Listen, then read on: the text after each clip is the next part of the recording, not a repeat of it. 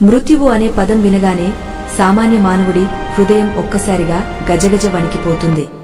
అది అనివార్యమని తెలిసినా ఆ కటిక చీకటి మార్గంలో తానొక్కడే ఎలా ప్రయాణించాలో అన్న భయం ప్రతి జీవిని వెంటాడుతూనే ఉంటుంది. ఈ సంసార సాగరంలో మనం అల్లుకున్న బంధాలు, సంపాదించిన ఆస్తులు, పెంచుకున్న మమకారాలు అన్నీ ఒక్క క్షణంలో తెగపోయే ఆ ఘడియను ఊహించుకోవడమే ఒక దుస్సాహసం. పరమ పవిత్రమైన గరుడ పురాణం మనిషి మరణం తర్వాత జరిగే పరిణామాలను అత్యంత నిగుజంగా, స్పష్టంగా వివరిస్తుంది. ఈ పరమ సత్యాన్ని వినేందుకు అపారమైన ధైర్యం, అంతకంటే మిన్నగా నిశ్చలమైన చిత్తం అవసరం.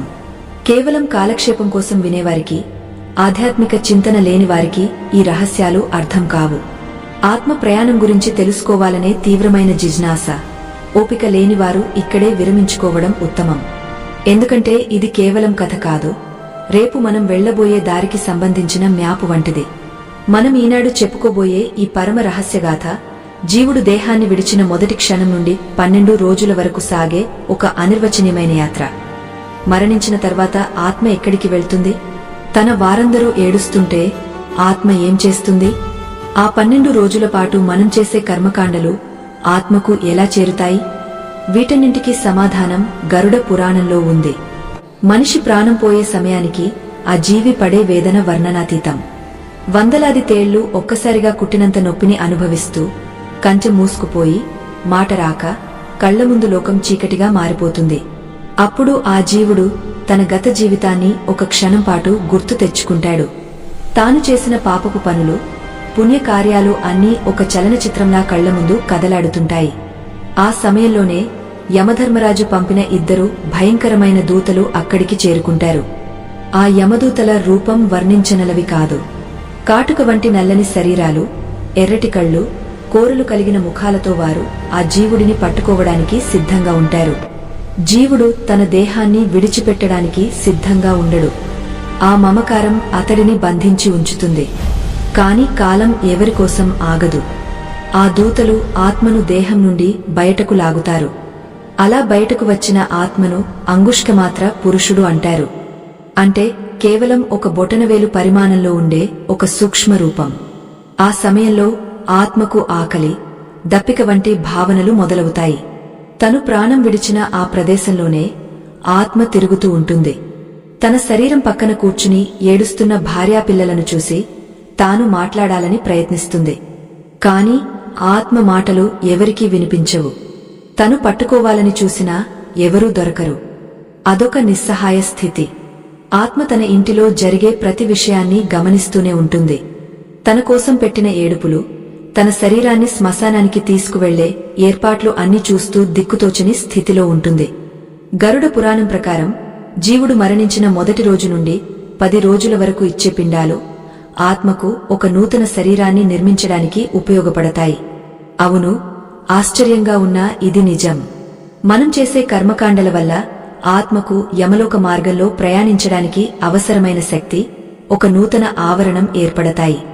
మనిషి ప్రాణం విడిచిన వెంటనే యమదూతలు ఆత్మను క్షణకాలం పాటు యమలోకానికి తీసుకువెళ్లి అక్కడ చిత్రగుప్తుడి వద్ద ఉన్న లెక్కలను చూపించి మళ్లీ తన ఇంటి వద్దే వదిలివేస్తారు.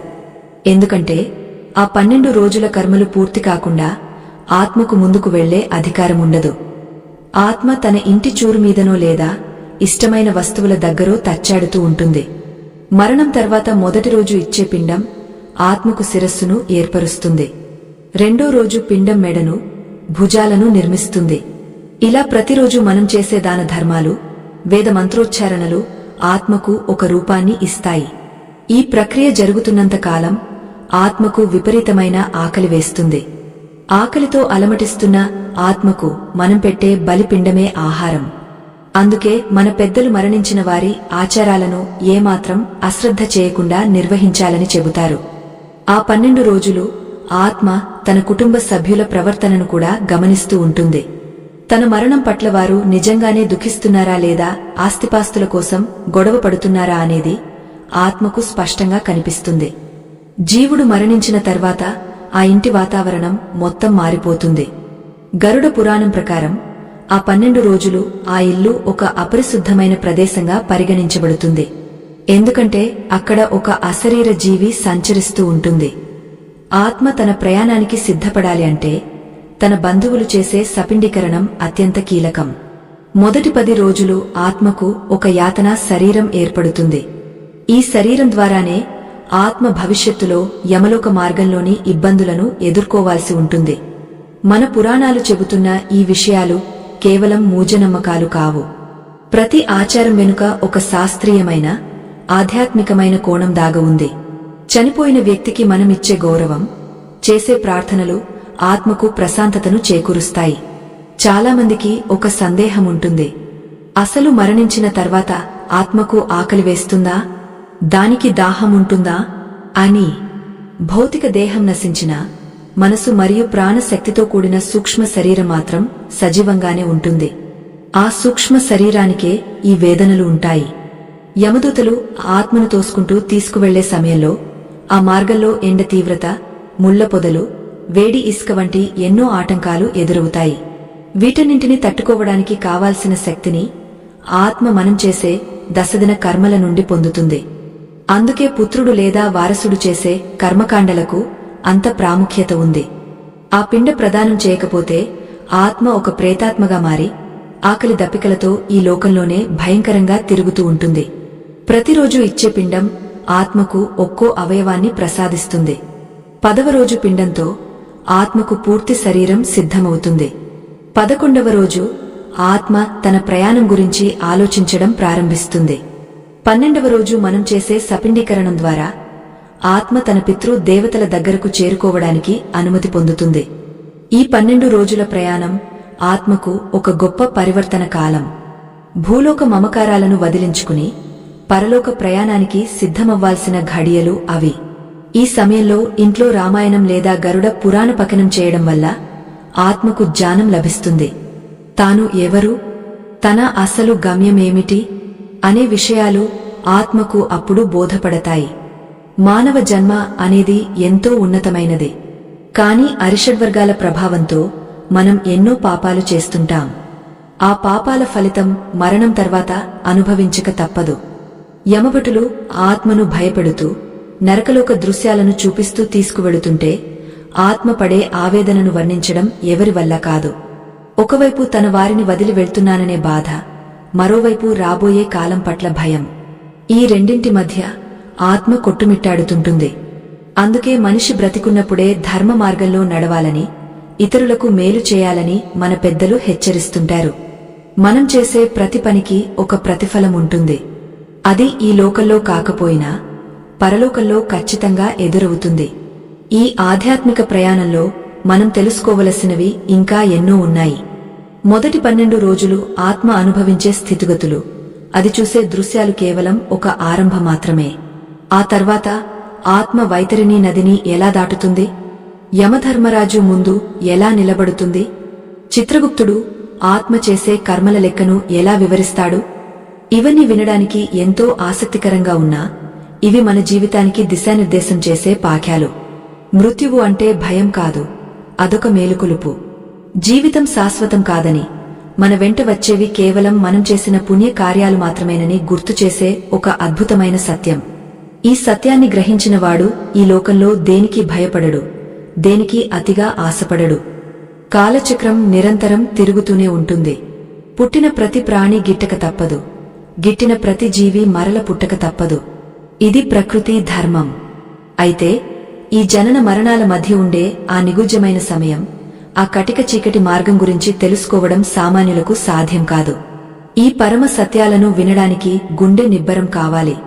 కేవలం పైపైన మెరుగులు చూసేవారికి, లోతైన ఆధ్యాత్మిక చింతన లేనివారికి ఈ విషయాలు రుచించవు. మృత్యువు అంటే భయపడేవారు, బలహీన మనస్కులు ఈ క్షణమే ఈ ప్రయాణాన్ని ఆపేయడం మంచిది. ఎందుకంటే మనం ఇప్పుడు చెప్పుకోబోయే విషయాలు మన కంటికి కనిపించని, కేవలం అనుభవంలోకి మాత్రమే వచ్చే భయంకరమైన సత్యాలు. గరుడ పురాణం మనకు అందించిన ఈ దివ్య జ్ఞానం జీవుడి అంతిమయాత్రను కళ్లకు కట్టినట్లు చూపిస్తుంది.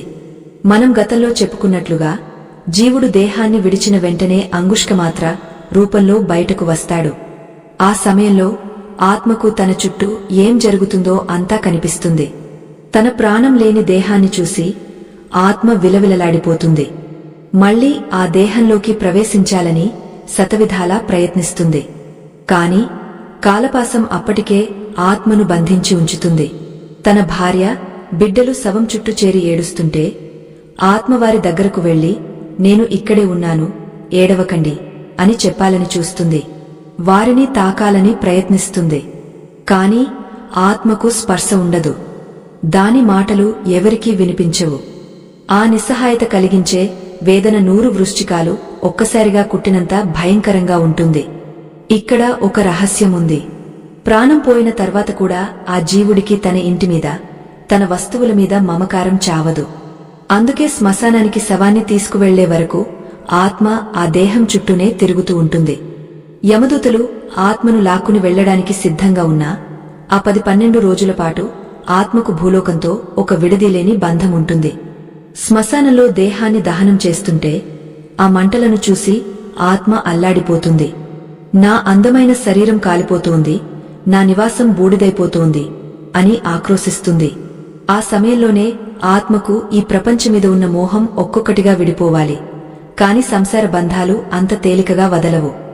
దేహం కాలి బూడిదైన తర్వాత ఆత్మకు ఇక ఆశ్రయం ఉండదు. గాలిలో తేలుతూ, ఆకలి దప్పికలతో అలమటిస్తూ తన ఇంటికి చేరుకుంటుంది. అందుకే మన ఆచారాల ప్రకారం మరణించిన వ్యక్తి కోసం ఇంటి బయట లేదా ఒక మూలలో నీటిని, ఒక దీపాన్ని ఉంచుతారు. ఆత్మ ఆ నీటిని తాగా తన దాహాన్ని తీర్చుకోవాలని చూస్తుంది. గరుడ పురాణం ప్రకారం మొదటి 3 రోజులు ఆత్మకు అత్యంత కఠినమైనవి.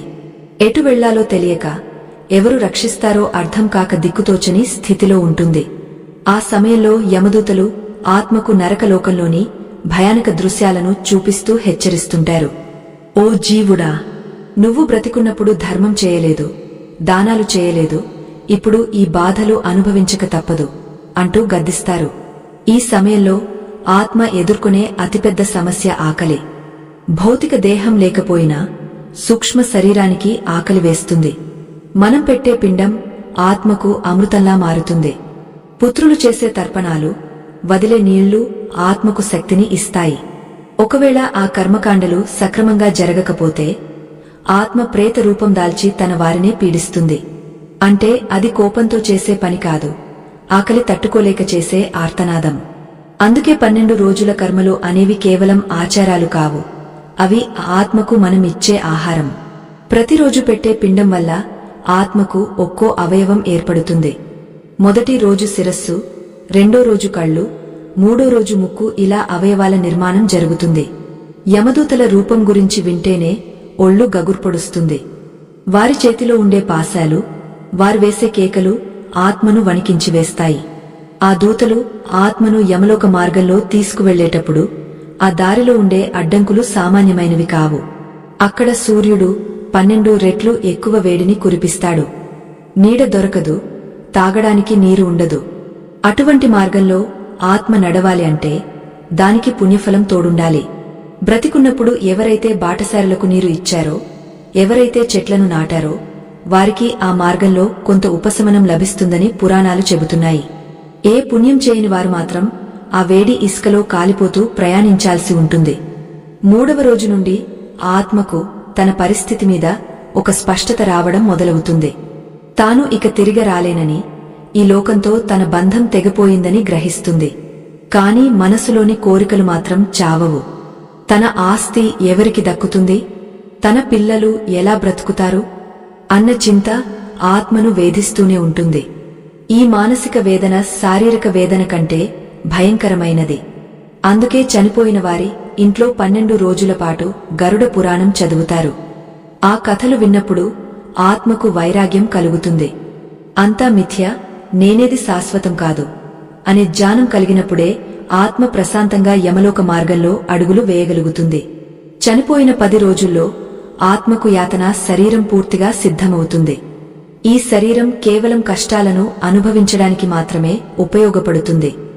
యమలోకంలో చిత్రగుప్తుడు లెక్కలు చూసే వరకు ఈ ఆత్మ ఒక నిరీక్షణలో ఉంటుంది. మనమిచ్చే పిండాలు ఆత్మకు కవచంలా పనిచేస్తాయి.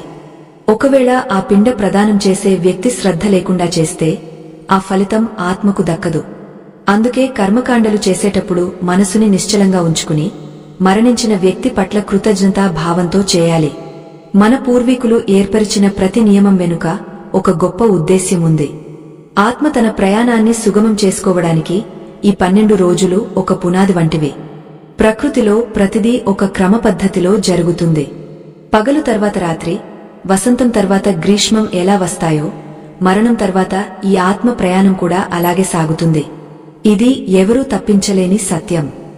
యమధర్మరాజు అత్యంత కరుణామయుడు మరియు అత్యంత కఠినమైనవాడు.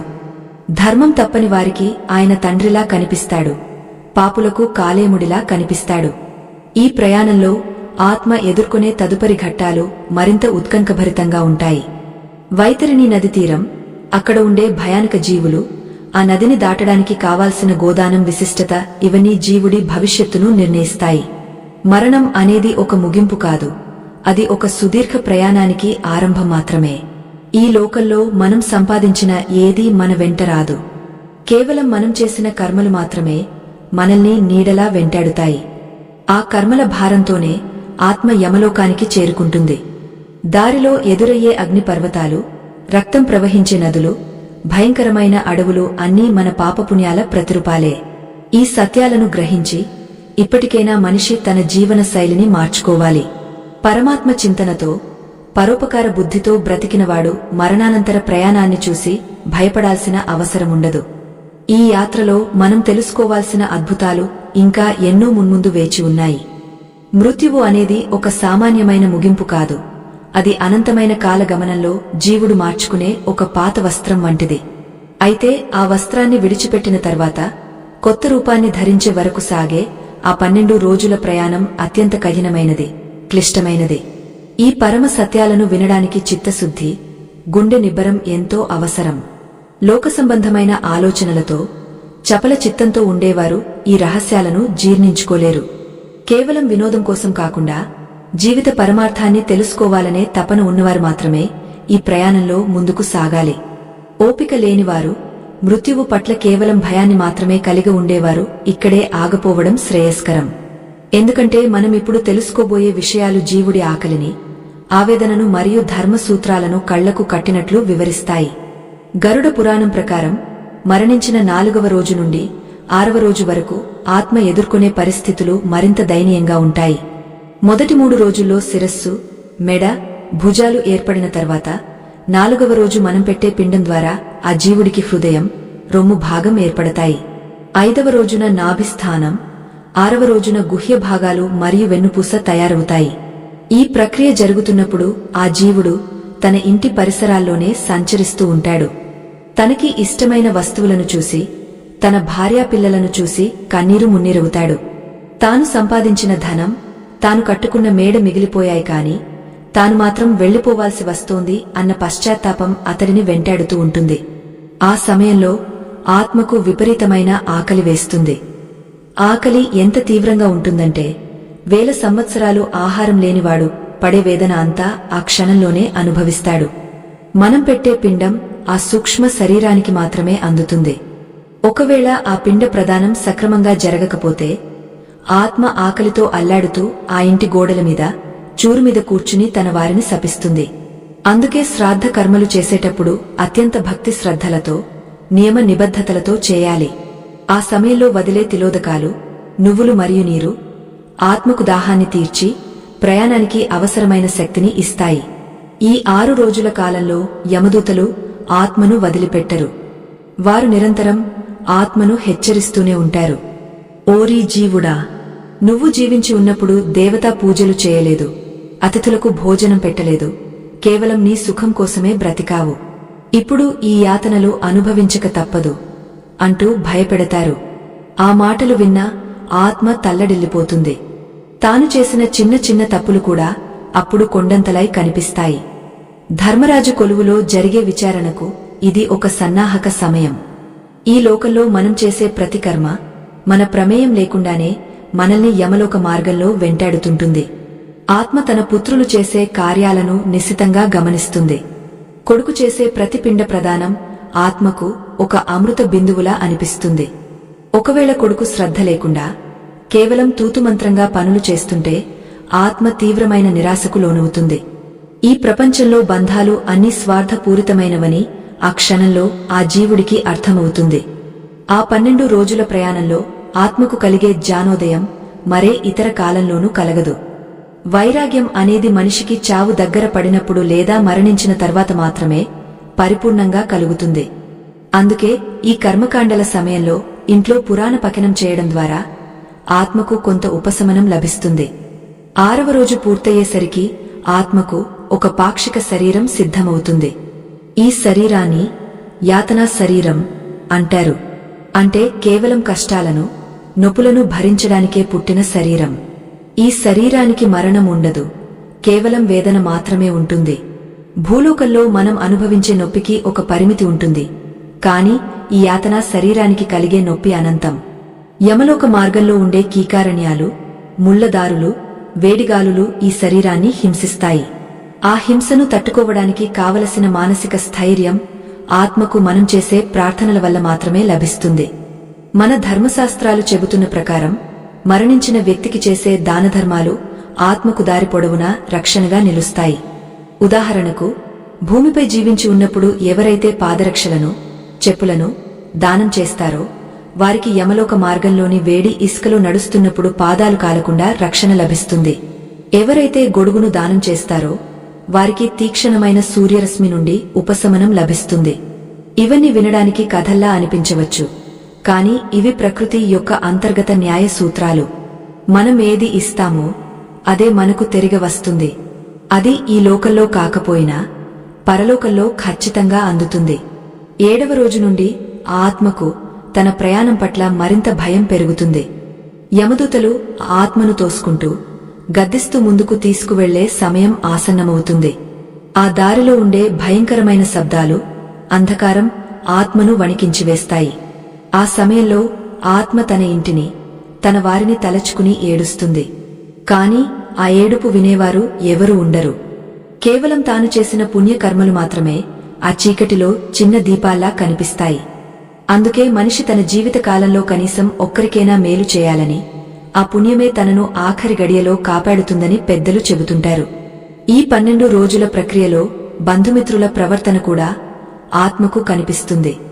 కొందరు కేవలం భోజనాల కోసం, మరికొందరు ఆస్తి పంపకాల కోసం గొడవ పడుతుంటే ఆత్మ మమకారంతో అల్లాడిపోతుంది. నేను వీరికోసమా ఇంత కష్టపడింది అనే ప్రశ్న ఆత్మను వేధిస్తుంది. ఈ క్రమంలోనే ఆత్మకు భూలోక బంధాల మీద ఉన్న ఆశ క్రమక్రమంగా తగ్గిపోతుంది. ఇది ఒక రకమైన విముక్తి ప్రక్రియ. బంధాలను తెంచుకోవడం ఎంత కష్టమో, ఆ తెంచుకున్న తర్వాత వచ్చే ప్రశాంతత అంత గొప్పది. కాని ఆ ప్రశాంతత లభించాలంటే మొదట ఈ 12 రోజుల కర్మలను విజయవంతంగా పూర్తి చేయాలి. జీవుడు తన ప్రయాణంలో ఎదుర్కొనే ప్రతి దశలోనూ ఒక పాణ్యం ఉంటుంది. గరుడ పురాణం మనకు భయాన్ని కలిగించడానికి కాదు, మనల్ని హెచ్చరించి సరైన మార్గంలో నడిపించడానికి పుట్టింది. మరణం తర్వాత మనం ఒంటరివాళ్లం కాకూడదు అంటే ఇప్పుడే నలుగురితో కలిసి నడవాలి, నలుగురికి సహాయం చేయాలి. ఆ పుణ్యమే మనల్ని యమలోక మార్గంలో చేయి పట్టి నడిపిస్తుంది. ఆ దారిలో ఉండే వైతరిణి నది, దాని భీభత్సం, ఆ నదిని దాటడానికి ఆవును దానం చేయడం వెనుక ఉన్న రహస్యం, ఇవన్నీ తెలుసుకుంటే మనిషి జీవితం పట్ల ఒక కొత్త దృక్పథం ఏర్పడుతుంది. ఈ ప్రయాణం ఇంకా ముగియలేదు. జీవుడు ఎదుర్కోబోయే అసలైన సవాళ్లు ఇంకా ముందు ఉన్నాయి. మృత్యువు అనేది ఒక అంతుచిక్కని రహస్యం. కాలగమనంలో కలిసిపోయే ప్రతి జీవి తాను చేసిన కర్మల మూటను వీపున వేసుకుని ఒంటరిగా సాగించే ఈ యాత్ర అత్యంత భయానకమైనది. ప్రాపంచిక సుఖాలలో మునిగి తేలుతూ మరణాన్ని మరిచి బ్రతికే వారికి ఈ సత్యాలు రుచించవు. మనస్సు నిలకడగా లేనివారు, కఠినమైన వాస్తవాలను తట్టుకోలేక భయపడేవారు ఇక్కడే ఆగపోవడం శ్రేయస్కరం. ఎందుకంటే మనమిప్పుడు తెలుసుకోబోయే విషయాలు కేవలం ఊహలు కావు, గరుడ పురాణం ప్రవచించిన పరమ సత్యాలు. మనిషి ప్రాణం విడిచిన తర్వాత 7వ రోజు నుండి 9వ రోజు వరకు ఆత్మ అనుభవించే వేదన, ఆ సూక్ష్మ శరీరంలో జరిగే మార్పులు వింటే హృదయం ద్రవించిపోతుంది. మన ఆచారాల వెనుక ఉన్న పరమార్థం ఏమిటో గ్రహించినప్పుడే ఈ జీవితం పట్ల ఒక స్పష్టమైన అవగాహన కలుగుతుంది. మనం గతంలో చెప్పుకున్నట్లుగా మొదటి 6 రోజులలో ఆత్మకు శిరస్సు నుండి వెన్నుపూస వరకు అవయవాలు ఏర్పడతాయి. 7వ రోజున మనం భక్తితో సమర్పించే పిండం వల్ల ఆ జీవుడికి తొడలు, మోకాళ్లు రూపుదిద్దుకుంటాయి. 8వ రోజు పెట్టే పిండం ద్వారా పిక్కలు, పాదాలు తయారవుతాయి. ఇక 9వ రోజు నాటికి ఆత్మకు పూర్తిస్థాయిలో ఒక సూక్ష్మ దేహం సిద్ధమవుతుంది. ఈ దేహం చూడటానికి మనం బ్రతికున్నప్పుడు ఉన్నట్లే ఉంటుంది, కాని ఇందులో ప్రాణశక్తి ఉండదు, కేవలం వేదనను అనుభవించే గుణం మాత్రమే ఉంటుంది. ఈ 10 రోజులు ఆత్మ తన ఇంటి చూరు మీద లేదా పరిసరాల్లోనే ఉండి తన వారికోసం ఆశగా ఎదురుచూస్తుంటుంది. తన కళ్ల ముందు తన పిల్లలు, బంధువులు భోజనాలు చేస్తూ నవ్వుకుంటూ ఉంటే ఆత్మకు విపరీతమైన ఆవేదన కలుగుతుంది. నిన్నటి వరకు నాతో ఉన్న వీరు అప్పుడే నన్ను మరిచిపోయారా అన్న ఆలోచన ఆత్మను దహిస్తుంది. ఆకలి దప్పికలు ఆ జీవుడిని నిరంతరం వేధిస్తూనే ఉంటాయి. ఆ సమయంలో ఆత్మకు మనం పెట్టే పిండమే ఏకైక ఆహారం. ఒకవేళ ఆ కుటుంబ సభ్యులు అశ్రద్ధగా ఉండి కర్మకాండలు సరిగా చేయకపోతే ఆత్మ ఆకలితో అల్లాడిపోతూ తన ఇంటి గోడలనే కోరుకుంటుందని పురాణాలు చెబుతున్నాయి. ఆ దృశ్యం వర్ణనాతీతం. యమదూతలు ఆత్మను ఒక్క క్షణం కూడా వదలరు.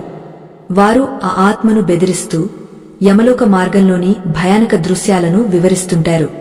ఆ దారిలో ఉండే అగ్నిజ్వాలలు, రక్తం ప్రవహించే నదులు, భయంకరమైన జంతువుల గురించి వింటుంటే ఆత్మ వణికిపోతుంది. 9వ రోజు పూర్తయ్యేసరికి ఆత్మకు తన భూలోక బంధం తెగపోవడానికి సిద్ధంగా ఉంటుంది. తాను ఇక ఈ ఇంటికి పరాయి వాడినని, తన దారి వేరని గ్రహించడం ప్రారంభిస్తుంది. ఈ సమయంలోనే ఆత్మకు వైతరిణీ నది అనే పేరు వినబడుతుంది. యమలోకానికి వెళ్లే దారిలో ఈ నది ఒక పెద్ద అడ్డంకి. 100 యోజనాల వెడల్పు ఉండే ఆ నదిలో నీరు ఉండదు. కేవలం రక్తం, చీము, ఎముకలు, వెంట్రుకలు మాత్రమే ప్రవహిస్తుంటాయి. ఆ నదిని చూడగానే పాపాత్ములైన జీవులు భయంతో కేకలు వేస్తారు. ఆ నదిలో ఉండే మొసళ్లు, భయంకరమైన పక్షులు ఆ జీవుడిని పొడుచుకు తింటాయి. ఈ నదిని దాటడం సామాన్య మానవుడికి సాధ్యం కాదు. కాని ఇక్కడే మన పెద్దలు చెప్పిన ఒక గొప్ప రహస్యం దాగ ఉంది. జీవించి ఉన్నప్పుడు ఎవరైతే భక్తితో గోదానం చేస్తారో వారు ఆ వైతరిణి నదిని సునాయాసంగా దాటగలరు. ఆవు తోకను పట్టుకుని ఆత్మ ఆ భయంకరమైన నదిని దాటుతుందని గరుడ పురాణం చెబుతోంది. మనం చేసే దానధర్మాలు మనల్ని ఎలా రక్షిస్తాయో చెప్పడానికి ఇదొక నిదర్శనం. ఆ గోవు ఆ ఆత్మకు ఒక రక్షణ కవచంలా మారి ఆపద నుండి గట్టెక్కిస్తుంది. దానాలు చేయని వారు మాత్రం ఆ నదిలో పడి అంతులేని వేదనను అనుభవిస్తూ ఈదుకుంటూ వెళ్లాల్సి ఉంటుంది. ఈ సత్యాన్ని గ్రహించినవాడు తన సంపాదనలో కొంతైనా ఇతరులకు మేలు చేయడానికి ఉపయోగిస్తాడు. ఎందుకంటే మనం తీసుకువెళ్లేది కేవలం మనం చేసిన పుణ్యమే. ఈ 10 రోజుల్లో ఆత్మ తన గత జన్మల పాపాలను కూడా గుర్తు తెచ్చుకుంటుంది. తాను చేసిన అన్యాయాలు, మోసాలు అన్నీ కళ్ల ముందు కదలాడుతుంటాయి. ఆ సమయంలో పశ్చాత్తాపం కలిగిన ప్రయోజనం ఉండదు. యమదూతలు ఆ ఆత్మను తోసుకుంటూ, నడువుము జీవుడా, నీ పాప ఫలితాన్ని అనుభవించే సమయం ఆసన్నమైంది అని గద్దిస్తుంటారు. ఆ కేకలు ఆత్మ గుండెల్లో పిడుగుల్లా పడతాయి. తన వారిని పిలవాలని చూస్తుంది, కాని తన గొంతు పెగలదు. ఆ నిస్సహాయత, ఆ ఒంటరితనం జీవుడికి అతి పెద్ద శిక్ష. మనం బ్రతికున్నప్పుడు ఎంతో మంది చుట్టూ ఉన్నారని గర్వపడతాం, కాని ఆ చివరి ప్రయాణంలో మనం తలవంచుకుని ఒంటరిగానే సాగాలి. గరుడ పురాణం కేవలం భయపెట్టే గ్రంథం కాదు, అది మనిషిని సరైన మార్గంలో పెట్టే ఒక మార్గదర్శి. ఈ 9 రోజుల్లో ఆత్మకు కలిగే అనుభవాలు మనల్ని మేల్కొల్పాలి. మనం చేసే ప్రతి పిండ ప్రదానం వెనుక ఒక శాస్త్రీయ కారణముంది. ఆ పిండం ఆ సూక్ష్మ శరీరానికి కావలసిన శక్తిని అందిస్తుంది. 10వ రోజున చేసే కర్మ అత్యంత ప్రధానమైనది. ఆ రోజున ఆత్మకు సంపూర్ణమైన తృప్తి కలగాలి. లేదంటే ఆత్మ యమలోక ప్రయాణాన్ని ప్రారంభించలేదు. ఆత్మ తృప్తి చెందకుండా వెళితే ఆ కుటుంబంలో ఎప్పుడూ ఏదో ఒక అశాంతి, అనారోగ్యాలు వెంటాడుతూనే ఉంటాయి. అందుకే పెద్దల ఆచారాలను గౌరవించడం మన కనీస ధర్మం. ఆత్మీయుల మరణం తర్వాత మనం చేసే ఏడుపులు, అరుపులు ఆత్మకు ఎటువంటి మేలు చేయవు. పైగా ఆ ఏడుపు వల్ల కలిగే కన్నీరు ఆత్మకు వేడి నీళ్లలా తగులుతాయని పురాణాలు చెబుతున్నాయి. అందుకే మరణం సంభవించినప్పుడు ధైర్యంగా ఉండి ఆత్మశాంతి కోసం ప్రార్థనలు చేయాలి. భగవంతుని నామస్మరణ చేయడం వల్ల ఆత్మకు ఉపశమనం లభిస్తుంది. తాను వెళ్లబోయే దారిలో వెలుగు కనిపిస్తుంది. ప్రాపంచిక బంధాల నుండి విముక్తి పొంది పరమాత్మ వైపు అడుగులు వేయడానికి ఆత్మకు మనమిచ్చే గొప్ప బహుమతి భగవన్నామమే. ఈ 10 రోజుల కర్మలు పూర్తి కాగానే ఆత్మ తన ఇంటిని శాశ్వతంగా వదిలివేస్తుంది. కాలం ఎవరికోసం ఆగదు. ఆత్మ తన ప్రయాణాన్ని కొనసాగస్తూనే ఉంటుంది.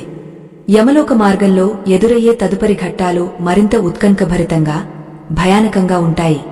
చిత్రగుప్తుడి కొలువులో ఆత్మకు ఎదురయ్యే ప్రశ్నలు ఏమిటి? యమధర్మరాజు ఇచ్చే తీర్పు ఎలా ఉంటుంది? ఆత్మ తన పాపాలను ఎలా కడుక్కుంటుంది? ఇవన్నీ వింటుంటే మన జీవితం పట్ల మనకు అపారమైన గౌరవం కలగాలి. ఈ జన్మను సార్థకం చేసుకోవాలనే తపన కలగాలి. ఆత్మ ప్రయాణం అనేది ఒక గొప్ప పాయం. అది మనల్ని అశాశ్వతమైన లోకం నుండి శాశ్వతమైన సత్యం వైపు నడిపిస్తుంది. ఆ దారిలో మనం నేర్చుకోవాల్సినవి ఇంకా ఎన్నో ఉన్నాయి. కాలచక్రం తన ప్రయాణాన్ని ఎప్పుడూ ఆపదు. అది నిరంతరం సాగుతూనే ఉంటుంది. ఈ అనంతమైన కాల ప్రవాహంలో మనిషి జీవితం ఒక నీటి బుడగ వంటిది. పుట్టిన ప్రతి ప్రాణి ఏదో ఒకరోజు మృత్యువు ఒడిలోకి చేరుకోవాల్సిందే.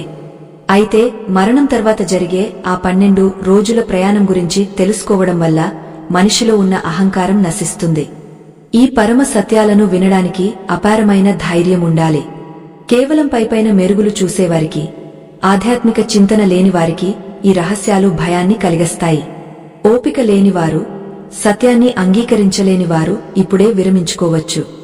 ఎందుకంటే మనం ఇప్పుడు తెలుసుకోబోయే విషయాలు జీవుడి ఆఖరి బంధం తెగపోయే ఘడియలను, ఆత్మ పడే వేదనను కళ్లకు కట్టినట్లు వివరిస్తాయి. మరణించిన 10 రోజులు పూర్తి కాగానే ఆత్మకు ఒక సంపూర్ణమైన యాతన శరీరం సిద్ధమవుతుంది. మొదటి రోజు నుండి మనం పెట్టిన పిండాల వల్ల శిరస్సు నుండి పాదాల వరకు అవయవాలు రూపుదిద్దుకుంటాయి. 10వ రోజున ఇచ్చే పిండం ఆత్మకు సంపూర్ణమైన ఆకలిని, తృప్తిని కలిగిస్తుంది. ఆ రోజున ఆత్మ తన ఇంటి చూరు మీద కూర్చుని తన వారు చేసే కార్యాలను నిశితంగా గమనిస్తుంది. ఆ రోజున పుత్రులు, బంధువులు చేసే తలనీలాల సమర్పణ ఆత్మకు ఒక రకమైన విముక్తిని కలిగిస్తుంది. తన కోసం తన వారు పడుతున్న బాధను చూసి ఆత్మ కరిగిపోతుంది. కాని మరుక్షణమే తన ప్రయాణం గురించి గుర్తుకు వచ్చి భయంతో వణికిపోతుంది. పడవ రోజున ఇచ్చే పిండం అత్యంత కీలకమైనది. దీనిని దశమదిన కర్మ అంటారు. ఈ రోజున పెట్టే ఆహారం ఆత్మకు యమలోక మార్గంలో ప్రయాణించడానికి కావలసిన శక్తిని ఇస్తుంది. ఒకవేళ ఈ రోజున కర్మకాండలు సరిగా జరగకపోతే ఆత్మ ఆకలితో అల్లాడిపోతూ ప్రేత రూపంలోనే ఉండిపోతుంది. ఆకలితో ఉన్న ఆత్మ చేసే ఆర్తనాదం ఆ ఇంటికి శ్రేయస్కరం కాదు. అందుకే పెద్దలు అత్యంత భక్తితో, నిష్ఠతో ఈ కార్యక్రమాలను నిర్వహిస్తారు. ఈ 10 రోజులు ఆత్మ తన కుటుంబ సభ్యులతో కలిసి ఉన్నట్లే భావిస్తుంది. కాని ఆ తర్వాతే అసలైన ప్రయాణం మొదలవుతుంది. ఈ ధర్మ ప్రచారం, సనాతన సంప్రదాయాల పరిరక్షణ మనందరి బాధ్యత. ఈ జ్ఞానగంగను మరికొంతమందికి చేరవేయడానికి ఈ ఛానల్ ద్వారా సాగుతున్న ఆధ్యాత్మిక ప్రయాణానికి మీ వంతు సహకారం అందించవలసిందిగా కోరుతున్నాం. ఇక్కడ కనిపిస్తున్న చిత్ర సంకేతం, స్కానర్ ద్వారా మీరు అందించే ప్రతి చిరుకానుక కూడా ధర్మరక్షణకు, మరిన్ని ఇటువంటి అద్భుతమైన విషయాలను మీ ముందుకు తీసుకురావడానికి ఎంతో తోడ్పడుతుంది. మీ ఆర్థిక మద్దతు కేవలం ఒక విరాళం కాదు, అది మన సంస్కృతిని కాపాడుకోవడానికి మీరు వేసే ఒక బలమైన అడుగు. ఈ పుణ్యకార్యంలో భాగస్వాములు కావాలని మనస్ఫూర్తిగా ఆకాంక్షిస్తున్నాం. 11వ రోజున ఆత్మకు తన గమ్యం పట్ల ఒక స్పష్టత వస్తుంది. ఆ రోజున చేసే ఏకోద్దిష్ట శ్రాద్ధం ఆత్మకు అత్యంత ప్రీతికరమైనది. ఈ కర్మ వల్ల ఆత్మకు ప్రేతత్వం వదిలిపోయి పితృదేవతల చెంతకు చేరడానికి అర్హత లభిస్తుంది. ఈ సమయంలో ఆత్మకు విపరీతమైన దాహం వేస్తుంది. మనం వదిలే తిలోదకాలు ఆత్మకు అమృతంలా తగులుతాయి. గరుడ పురాణం ప్రకారం 11వ రోజున చేసే దానధర్మాలు ఆత్మకు దారి పొడవునా రక్షణగా నిలుస్తాయి. వస్త్రదానం, అన్నదానం చేయడం వల్ల ఆత్మకు యమలోక మార్గంలో ఎండ తీవ్రత నుండి ఉపశమనం లభిస్తుంది. 11వ రోజు రాత్రి ఆత్మ తన ఇంటిని ఆఖరిసారిగా చుట్టివస్తుంది. తాను పడుకున్న మంచం, తాను వాడిన వస్తువులు, తన ప్రియమైన వ్యక్తులను చూసి కన్నీరు మున్నీరవుతుంది. ఇక నేను ఈ లోకానికి పరాయివాడిని, నా వారందరూ నన్ను శాశ్వతంగా పంపించేస్తున్నారు అన్న నిశ్చయానికి ఆత్మ వస్తుంది. ఆ సమయంలో ఆత్మకు కలిగే వైరాగ్యం మాటల్లో చెప్పలేనిదే.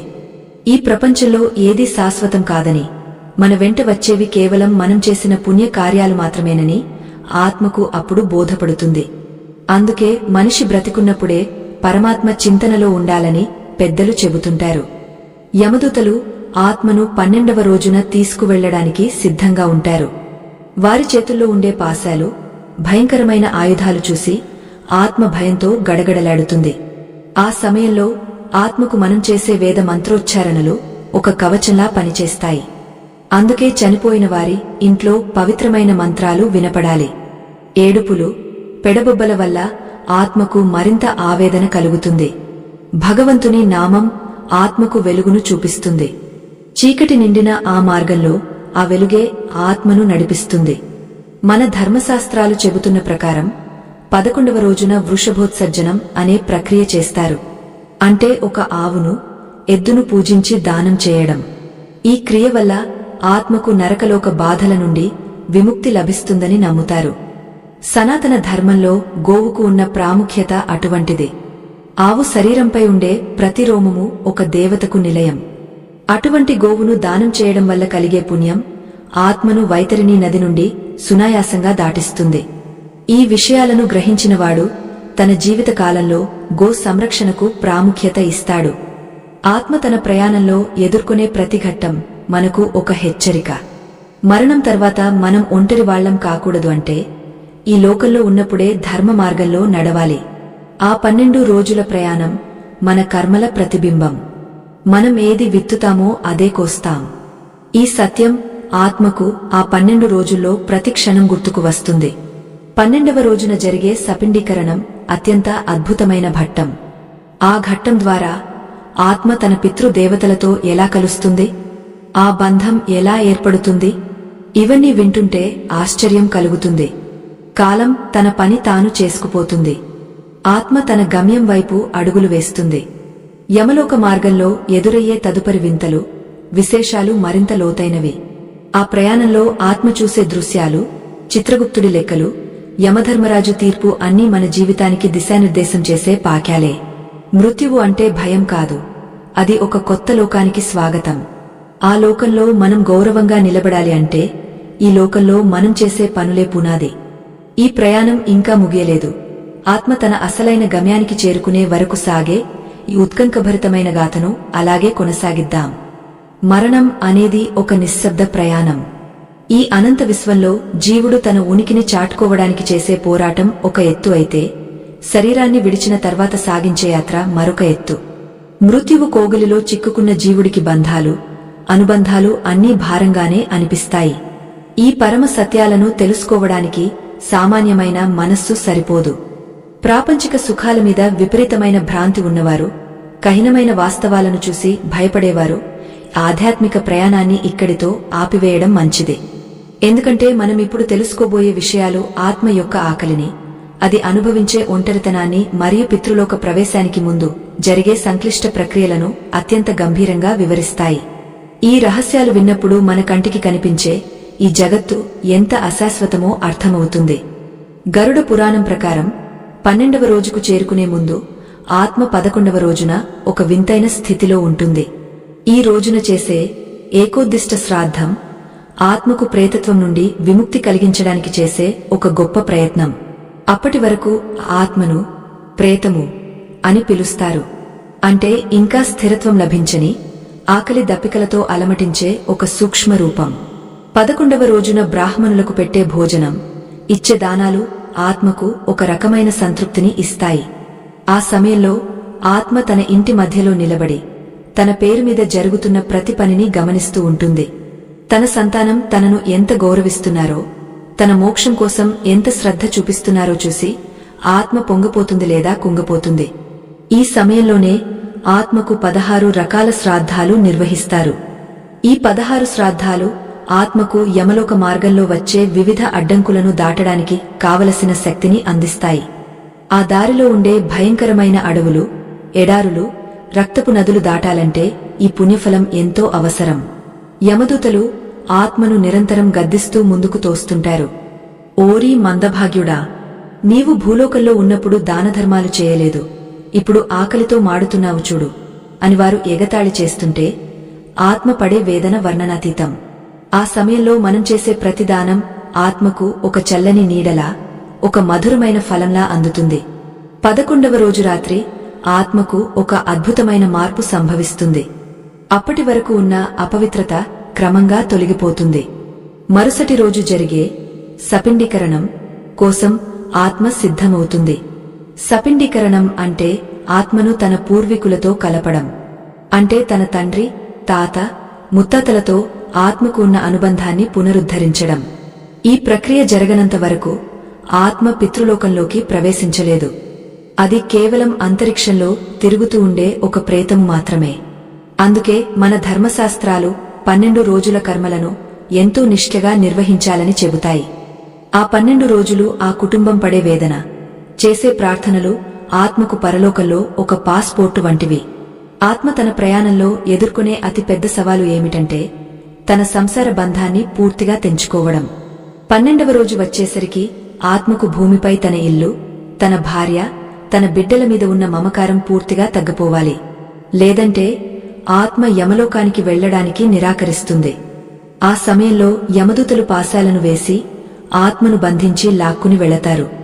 అది మరింత నరకప్రాయంగా ఉంటుంది. అందుకే ఆ 12 రోజులు ఇంట్లో చేసే ఆధ్యాత్మిక ప్రసంగాలు, పురాణ పఠనాలు ఆత్మకు వైరాగ్యాన్ని ప్రసాదిస్తాయి. ఈ ప్రపంచంలో ఎవరు నీవారు కారు, నీ కర్మలే నీ వెంట వస్తాయి అనే పరమ సత్యం ఆత్మకు అప్పుడు బోధపడుతుంది. 12వ రోజు ఉదయం ఆత్మకు ఒక కొత్త ఆశ కలుగుతుంది. తన పితృ దేవతల దగ్గరకు వెళ్లబోతున్నాననే ఆలోచన ఆత్మకు కొంత ఉపశమనాన్ని ఇస్తుంది. ఆ రోజున చేసే పిండ ప్రదానంలో ఒక పెద్ద పిండాన్ని 3 చిన్న పిండాలతో కలుపుతారు. ఇది కేవలం అన్నపు ముద్దల కలయిక కాదు, అది ఆత్మల సమ్మేళనం. ఆ పెద్ద పిండం మరణించిన వ్యక్తికి ప్రతీక అయితే, ఆ 3 చిన్న పిండాలు తండ్రి, తాత, ముత్తాతలకు ప్రతీకలు. వాటిని కలిపినప్పుడు ఆత్మకు పితృలోకంలో శాశ్వతమైన స్థానం లభిస్తుంది. ఈ ప్రక్రియ జరుగుతున్నప్పుడు ఆకాశం నుండి పితృ దేవతలు దిగివచ్చి ఈ కొత్త ఆత్మను ఆహ్వానిస్తారని పురాణాలు చెబుతున్నాయి. ఈ ప్రయాణంలో ఆత్మకు తోడుగా ఉండేది కేవలం భగవన్నామం మాత్రమే. మనం బ్రతికున్నప్పుడు ఎన్ని కోట్లు సంపాదించినా ఆ చివరి ప్రయాణంలో అవి మనకు నీళ్లు కూడా ఇవ్వలేవు. కేవలం మనం చేసిన సత్య కార్యాలు, ధర్మబద్ధమైన జీవితం మాత్రమే మనల్ని కాపాడతాయి. యమలోక మార్గంలో ఉండే అసిపత్రవనం అనే భయంకరమైన అడవిని దాటాలంటే మనిషి భూమిపై ఉన్నప్పుడు చేసిన వృక్షదానం లేదా అన్నదానం రక్షిస్తుంది. అక్కడ ఉండే చెట్ల ఆకులు కత్తుల్లా పదునుగా ఉంటాయి. అవి పాపాత్ముల శరీరాన్ని చీల్చి చెండాడతాయి. కాని పుణ్యాత్ములకు మాత్రం అవే ఆకులు చల్లని నీడను ఇస్తాయి. చనిపోయిన 12 రోజుల పాటు ఆ ఇంట్లో ఉప్పు, కారం వంటి పదార్థాలను తగ్గించి తింటారు. ఇది కేవలం నియమం కాదు, ఆత్మ పట్ల చూపే గౌరవం. ఆ సమయంలో మనం చూపే సంయమనం, భక్తి ఆత్మకు ప్రశాంతతను చేకూరుస్తాయి. ఆ 12 రోజులు ఆత్మ అనుభవించే స్థితిగతులు చూస్తే మానవ జన్మ ఎంత విలువైనదో అర్థమవుతుంది. ప్రతి క్షణం మనం చేసే పని మన భవిష్యత్తును ఎలా నిర్ణయిస్తుందో గరుడ పురాణం మనకు హెచ్చరికలు జారీ చేస్తుంది. మృత్యువు తర్వాత ఎదురయ్యే ఆ చీకటి మార్గంలో మనం వెలుగును వెతుక్కోవాలి అంటే ఇప్పుడే మన జీవితాన్ని దిద్దుకోవాలి. ఆత్మ తన 11వ రోజు ప్రయాణాన్ని ముగించుకుని 12వ రోజు మహత్తర ఘట్టానికి చేరుకుంటుంది. ఆ రోజున జరిగే సపిండీకరణం తర్వాత ఆత్మ ఇక ఈ భూలోకంతో సంబంధం లేనిదిగా మారుతుంది. అది పితృలోక నివాసి అవుతుంది. అయితే ఆ పితృలోకానికి వెళ్లే దారిలో కూడా ఇంకా ఎన్నో విశేషాలు ఉన్నాయి. వైతరిణీ నది తీరంలో ఆత్మ ఎదుర్కొనే ఆఖరి సవాలు ఏమిటి? అక్కడ ఉండే యమధర్మరాజు దూతలు ఆత్మకు ఏ సూచనలు ఇస్తారు? చిత్రగుప్తుడి కార్యాలయంలో ఆత్మకు సంబంధించిన చిట్టా ఎలా విప్పబడుతుంది? ఇవన్నీ ఒక అద్భుతమైన మలుపుతో కూడిన కథాంశాలు. ఈ ఆధ్యాత్మిక ప్రయాణం మనల్ని ఒక కొత్త లోకంలోకి తీసుకువెళుతుంది. అక్కడ పాపపుణ్యాల లెక్కలు తప్పవు, సిఫార్సులు ఉండవు. కేవలం సత్యం మాత్రమే రాజ్యమేలుతుంది. ఆ సత్యం ముందు ఆత్మ తలవంచుకుని నిలబడాలి. ఆ ఘడియల కోసం మనం ఇప్పుడే సిద్ధమవ్వాలి. గరుడ పురాణం అందించే ఈ దివ్యజ్ఞానం మన కళ్లను తెరిపిస్తుంది. జీవితం పట్ల ఉన్న అనవసరమైన భ్రమలను తొలగిస్తుంది. ఆత్మ తన గమ్యాన్ని చేరుకోవడానికి చేసే ఈ ఆఖరి ప్రయత్నం మనందరికీ ఒక పాణ్యం. ఆ ప్రయాణంలో ఇంకా ఎదురయ్యే ఉత్కంఠభరితమైన అంశాలను మనం నిశితంగా గమనిద్దాం. మృత్యువు అనేది దేహానికి మాత్రమే సంభవించే ఒక పరిణామం కాని ఆత్మకు అది ఒక కొత్త ప్రయాణానికి నాంది. ఈ అనంతమైన విశ్వంలో మనం ఒక అద్దె ఇంట్లో ఉన్నట్లే ఈ దేహంలో నివసిస్తాము. కాలం ముగియగానే ఆ ఇంటిని ఖాళీ చేసి వెళ్ళక తప్పదు. అయితే ఆ వెళ్లే దారిలో ఎదురయ్యే మలుపులు, ఆ దారిలో మనం అనుభవించే కష్టసుఖాల గురించి తెలుసుకోవడం ప్రతి మానవుడికి అవసరం. ఈ గంభీరమైన రహస్యాలను వినడానికి నిశ్చలమైన బుద్ధి, అచంచలమైన విశ్వాసం కావాలి. లోకజ్ఞానంతో విర్రవీగేవారికి, ఆధ్యాత్మికతను తృణీకరించేవారికి ఈ విషయాలు అర్థం కావు. అటువంటివారు ఈ ప్రయాణాన్ని ఇక్కడితో ఆగవేయవచ్చు. ఎందుకంటే మనమిప్పుడు తెలుసుకోబోయే 12వ రోజు కర్మకాండలు మరియు ఆత్మ యొక్క అంతిమ వీడ్కోలు ఘట్టం మన హృదయాలను కదిలించివేస్తుంది. 12వ రోజు అనేది మరణించిన జీవుడికి మరియు భూలోకానికి మధ్య ఉండే ఆఖరి బంధాన్ని తెంచే రోజు. గరుడ పురాణం ప్రకారం ఈ రోజున జరిగే సపిండీకరణం అత్యంత పవిత్రమైన మరియు క్లిష్టమైన ప్రక్రియ. అప్పటి వరకు ప్రేతము అని పిలువబడే ఆ సూక్ష్మజీవి ఈ కర్మ తర్వాతే పితృదేవతగా మారుతుంది. 12వ రోజు ఉదయాన్నే ఆ ఇంట్లో ఒక వింతైన నిశ్శబ్దం, అదే సమయంలో ఒక గొప్ప ఆధ్యాత్మిక శక్తి ఆవరించి ఉంటుంది. ఆత్మ తన కుటుంబ సభ్యులను ఆఖరిసారిగా చూసుకోవడానికి సిద్ధంగా ఉంటుంది. ఆ రోజున పుత్రుడు చేసే దానాలు, వదిలే తిలోదకాలు ఆత్మకు పితృలోక ద్వారాలను తెరుస్తాయి. సపిండీకరణం సమయంలో 4 జలపాత్రలను, కలశాలను ఉంచుతారు. ఇందులో ఒకటి మరణించిన వ్యక్తికి ప్రతీక కాగా, మిగిలిన 3 పాత్రలు ఆ వ్యక్తి యొక్క తండ్రి, తాత మరియు ముత్తాతలకు ప్రతీకలు. మంత్రోచ్చారణల మధ్య మరణించిన వ్యక్తి యొక్క పాత్రలోని నీటిని మిగిలిన 3 పాత్రలలోకి కలుపుతారు. ఇది కేవలం నీటి కలయిక కాదు, ఇది ఆత్మల సమ్మేళనం. అప్పటి వరకు ఒంటరిగా, ఆకలి దప్పికలతో అలమటించిన ఆ జీవుడికి తన పూర్వీకుల తోడు లభించే అద్భుత ఘట్టమిది. ఈ ప్రక్రియ జరుగుతున్నప్పుడు ఆత్మకు ఒక రకమైన ఊరట లభిస్తుంది. తనవారు తనను ఒంటరిగా వదిలివేయలేదని, తనను తన వంశ వృక్షంలో కలిపేశారని ఆత్మ ఆనందిస్తుంది. ఈ సమయంలోనే ఆత్మకు పితృలోక నివాసుల నుండి పిలుపు అందుతుంది. ఆకాశ మార్గంలో పితృదేవతలు దిగివచ్చి ఈ కొత్త ఆత్మను ఆహ్వానిస్తారు. అప్పటి వరకు భయపెట్టిన యమదూతలు కూడా ఈ సమయంలో కొంత శాంతిస్తారు. ఎందుకంటే సపిండీకరణం పూర్తయిన ఆత్మకు ఒక ప్రత్యేకమైన గౌరవం లభిస్తుంది.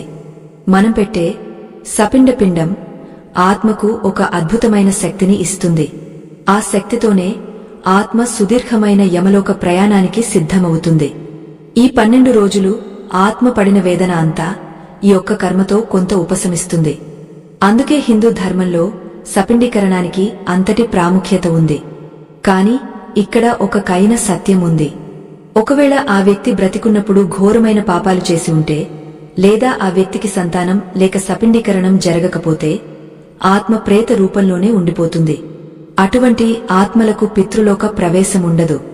అవి ఆకలితో, దప్పికతో ఈ భూమండలం మీద గాలిలో తేలుతూ తిరుగుతుంటాయి. తమకు కర్మకాండలు నిర్వహించేవారు లేరని ఆక్రోశిస్తాయి. అందుకే శాస్త్రాలు చెబుతున్నాయి, మనిషి బ్రతికున్నప్పుడే ధర్మ మార్గంలో నడవాలి, పుణ్యాన్ని సంపాదించుకోవాలి. మనం చేసే పుణ్యమే మన ఆఖరి గడియలో మనకు తోడుగా నిలుస్తుంది. ఎవరో వస్తారు, ఏదో చేస్తారని ఆశించకుండా మన ఆత్మశాంతికి మనమే పునాది వేసుకోవాలి. 12వ రోజు మధ్యాహ్నం ఆత్మ తన ఇంటి గుమ్మం దాటాల్సి ఉంటుంది. ఆ సమయంలో ఆత్మకు కలిగే బాధ వర్ణనాతీతం. ఈ ఇల్లు నాది, ఈ మనుషులు నావారు అని అరిచినా, ఏడ్చినా ఎవరు వినరు. కాల మహిమ అటువంటిది. ఆత్మ తన ఇంటిని, తన సామాన్లను, తాను ఎంతో ఇష్టంగా పెంచుకున్న మొక్కలను ఆఖరిసారిగా స్పృశిస్తుంది. ఆ సమయంలో ఇంట్లో గరుడ పురాణ పారాయణం జరుగుతుంటే ఆ మాటలు ఆత్మకు అమృతంలా అనిపిస్తాయి. ఓ జీవుడా, మమకారాన్ని వీడు, నీ గమ్యం ఇక్కడ లేదు, పరమాత్మ వైపు సాగపో అని పురాణం బోధిస్తుంటే ఆత్మకు జ్ఞానోదయం కలుగుతుంది. బంధాలను తెంచుకోవడం ఎంత కష్టమో, ఆ తెంచుకున్న తర్వాత వచ్చే స్వేచ్ఛ అంతకంటే గొప్పదని ఆత్మకు అప్పుడు అర్థమవుతుంది. 12వ రోజున చేసే షోడశ శ్రాద్ధాలు ఆత్మకు మార్గమధ్యంలో ఆహారంగా ఉపయోగపడతాయి. యమలోకానికి వెళ్లే దారిలో 15 పట్టణాలు ఉంటాయి. ప్రతి పట్టణాన్ని దాటడానికి ఆత్మకు 1 నెల సమయం పడుతుంది. అంటే 12 రోజుల కర్మలు ముగిసిన తర్వాత కూడా ఆత్మ యొక్క ప్రయాణం ఏడాది పాటు సాగుతుంది. ఈ ఏడాది కాలంలో మనం చేసే మాసికాలు, ప్రతి నెల చేసే కర్మలు ఆత్మకు ఆయా పట్టణాల్లో ఆకలి తీరుస్తాయి. ఒకవేళ మనం మాసికాలు నిర్వహించకపోతే ఆత్మ ఆ పట్టణాల్లో ఆకలితో మాడుతూ ప్రయాణించాల్సి ఉంటుంది. మన పెద్దలు ఎంతటి లోతైన ఆలోచనతో ఈ ఆచారాలను ఏర్పరిచారో గమనించండి. ఈ ప్రయాణంలో ఆత్మకు ఎదురయ్యే అతి పెద్ద శత్రువు వైతరిణీ నది. ఈ నది భయంకరమైన రక్తం, చీముతో నిండి ఉంటుంది. పాపాత్ములకు ఆ నది భీతిని కలిగిస్తుంది. కాని 12వ రోజున ఎవరైతే వైతరిణీ గోదానం చేస్తారో ఆత్మకు ఆవు తోక దొరుకుతుంది. ఆ తోకను పట్టుకుని ఆత్మ ఆ నదిని సునాయాసంగా దాటేస్తుంది. దానధర్మాల విశిష్టత ఇక్కడ మనకు స్పష్టంగా కనిపిస్తుంది. మనం లోకంలో చేసే దానం వృథా పోదు. అది సూక్ష్మ రూపంలో మనకు పరలోకంలో రక్షణ కవచంలా మారుతుంది. ఈ సత్యాన్ని గ్రహించినవాడు లోభత్వాన్ని వీడి పరోపకారానికి ప్రాధాన్యత ఇస్తాడు. ఆత్మ తన ఇంటిని వదిలి వెళ్లేటప్పుడు తనవారు పెడుతున్న భోజనాన్ని ఆఖరిసారిగా స్వీకరిస్తుంది. 13వ రోజు నుండి ఆత్మకు భూలోకంతో ఉన్న అన్ని సంబంధాలు తెగిపోతాయి. ఇక ఆత్మ యమలోక మార్గంలో అడుగులు వేయాల్సిందే. అక్కడ నుంచి వెనక్కి చూడటం ఉండదు. కేవలం ముందున్న దారి, తాను చేసిన కర్మల ఫలితం మాత్రమే కనిపిస్తాయి. యమదూతలు ఆత్మను తోడుగా తీసుకువెళ్తుంటే ఆకాశంలో నక్షత్రాలు చూస్తూ సాక్ష్యంగా ఉంటాయి. మనిషి జీవితం ఒక చిన్న నాటకమని, ఆ నాటకం ముగిసిన తర్వాత తెర వెనక జరిగే అసలు కథ ఇదేనని గరుడ పురాణం మనకు హెచ్చరిస్తుంది. మరణం తర్వాత ఆ 12 రోజులు ఆత్మ అనుభవించే ఈ స్థితులు మనల్ని ఆలోచింపజేస్తాయి. మనం ఈనాడు పడుతున్న ఆరాటం, సంపాదిస్తున్న ఆస్తులు ఆఖరి ప్రయాణంలో ఏ మూలకు రావు. కేవలం మనం పలికిన మంచి మాట, మనం చేసిన సహాయం, మనం పూజించిన దైవం మాత్రమే మనకు వెలుగునిస్తాయి. ఆత్మ ప్రయాణం ఆ 12వ రోజుతో ఒక కీలక మలుపు తిరుగుతుంది. ఇకపై ఆత్మ ఎదుర్కోవాల్సిన యమధర్మరాజు కోర్టు, చిత్రగుప్తుడి లెక్కలు మరింత భయంకరంగా ఉంటాయి. ఆ విచారణ ఎలా జరుగుతుంది? ఆత్మ తన తప్పులను ఎలా ఒప్పుకుంటుంది? ఈ విషయాలు తెలుసుకోవడం వల్ల మనలో ఒక గొప్ప మార్పు వస్తుంది. మరణానంతర ప్రయాణం ఒక అంతులేని మహాకావ్యం. 12 రోజుల పాటు తన ఇంటి పరిసరాల్లోనే సంచరిస్తూ తన వారి ప్రేమను, కర్మకాండల ద్వారా లభించే శక్తిని గ్రహించిన ఆత్మ 13వ రోజున ఒక అనివార్యమైన మలుపు వద్దకు చేరుకుంటుంది.